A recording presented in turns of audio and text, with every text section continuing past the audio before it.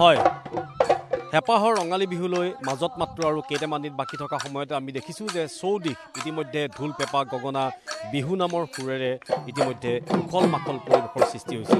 গোলাঘাট জিলাৰ পূব খুমটাইতো ইতিমধ্যে খুব সুন্দৰ পৰিৱেশ দেখা গৈছে।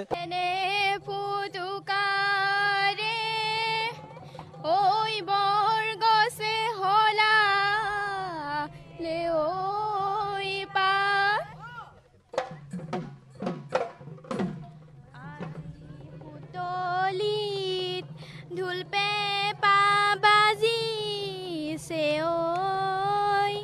ঐ নাচো নাচো লাগিছে গাত।